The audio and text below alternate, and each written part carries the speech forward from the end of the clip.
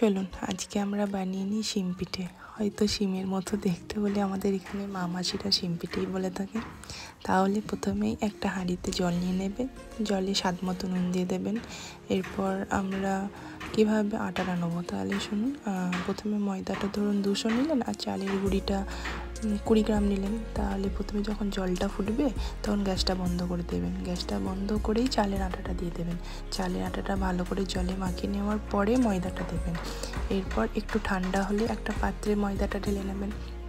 ঢালা হয়ে গেছে। এরপর আপনাদের যেটা আসল কাজ সেটা হচ্ছে ভালো করে আটাটাকে মালিশ দিতে হবে। মালিশ দেওয়া হয়ে গেলে ছোট ছোট লেটি বেলে নেবেন। এই দেখুন যেরকম আমি করছি।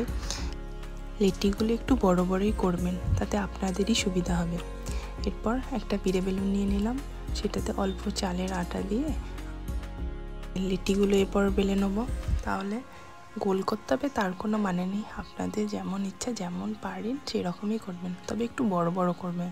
তাহলে কী হবে বলুন তো, একটা লেটিতে আপনার 4টা করে পিঠে হয়ে যাবে। এরপর চলে এসছে এই রেসিপির আমাদের মূল যেটা জিনিস, নারকেলের পুর। তাই আমরা প্রথমে নারকেলের পুর আর অল্প সর্ষে তেল নিয়ে নিলাম। আর এটা আমার নানি দাদিদের যুগের জিনিস, যদি আপনাদের থাকে তাহলে ব্যবহার করবেন, না হলে এমনি যদি বাটি চান বাটিও নিতে পারেন। তাহলে প্রথমেই আটাটার মধ্যে নারকেলের পুরটা দিয়ে দিলাম। এরপর সাইডে অল্প করে সর্ষের তেল দিয়ে দেবো, তাহলে কী হবে নারকেলের পুরটা বেরিয়ে চলে আসবে না। এরপর কি করব দেখুন, এইভাবেই আমরা উল্টে নেব। এরপর অল্প হাতে আস্তে আস্তে একটুখানি চাপ দেব। এরপর কি করব, ওই যে জিনিসটা বললাম নানি দাদিদের যুগের, সেটাতে অল্প সর্ষে তেল লাগিয়ে নেবো, নাহলে কী হবে আটাটা লেগে যেতে পারে। এরপর ওটা সিম সাইজের করে নেবেন। সিম সাইজের পর আস্তে করে চাপ দেবেন, তাহলেই দেখবেন ওটা কেটে বেরিয়ে চলে এসছে। দেখুন কি সুন্দর হয়েছে। এভাবেই আমরা আর একটা বানিয়ে নেব। চলুন তাহলে আর একটা বানিয়ে নিই। যে বললাম না একটা পিঠেতে 4টা হবে, এইভাবেই আপনারা করবেন, দেখবেন একটা পিঠের মধ্যেই 4টা করে আপনাদের হয়ে যাবে। এই দেখুন আর একটা আমরা বানিয়ে নিচ্ছি।